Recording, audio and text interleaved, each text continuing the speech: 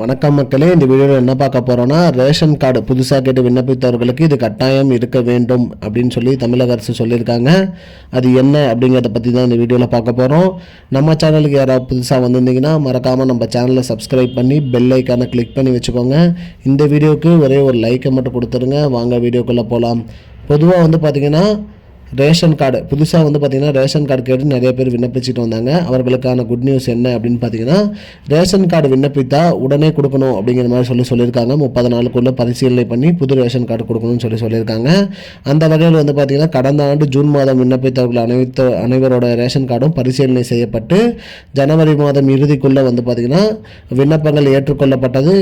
தவறாக உள்ள விண்ணப்பங்கள் அனைத்தும் நிராகரிக்கப்பட்டது. அந்த வகையில் பார்த்திங்கன்னா தவறானது என்ன அப்படின்னு பார்த்தீங்கன்னா, நிறைய பேர் ஒரே வீட்டில் இருந்துட்டு 2 ரேஷன் கார்டுகளுக்கு விண்ணப்பிச்சிருக்காங்க. குறிப்பாக எதற்காக அப்படின்னு பார்த்தீங்கன்னா, மகளிர் உரிமை தொகை பெறுவதற்காக ஒரே வீட்டில் 2 ரேஷன் கார்டு 3 ரேஷன் கார்டுகள் விண்ணப்பித்தார்கள். அதெல்லாம் செக் பண்ணி பார்க்கும்போது பார்த்திங்கன்னா அவர்கள் ஒரே வீட்டில் இருந்துட்டு 2 ரேஷன் கார்டு அப்ளை பண்ணதான் காரணமாக இருந்துச்சு. அந்த வகையில் பார்த்திங்கன்னா நீங்கள் ரேஷன் கார்டு விண்ணப்பிக்கணும் அப்படின்னு பார்த்தீங்கன்னா நீங்கள் தனி கொடுத்தனம் இருக்கணும். அதே மாதிரி வாடகை வீட்டில் இருக்கீங்கன்னா வாடகை வீட்டுக்கான பில்லு ரசீதி நீங்கள் கொடுக்கணும். அது மட்டும் இல்லாமல் கரண்ட் பில்லு ரசீதி நீங்கள் கொடுக்கணும்.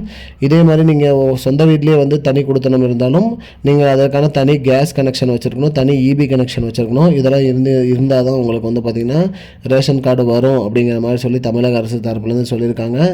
இதெல்லாம் நீங்கள் டாக்குமெண்டெல்லாம் ரெடி பண்ணிவிட்டு நீங்கள் அதுக்கப்புறம் அப்ளை பண்ணால் உங்கள் ரேஷன் கார்டு ஏற்றுக்கொள்ளப்படும்.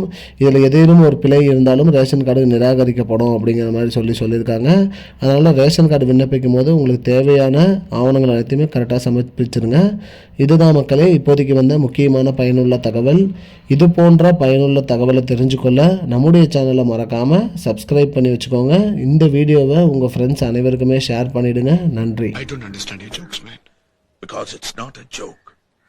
முன்ன பின்ன தெரியாத ஒரு பையனுக்காக விடுற அந்த மனசு இருக்க, அதான் கடவுள்.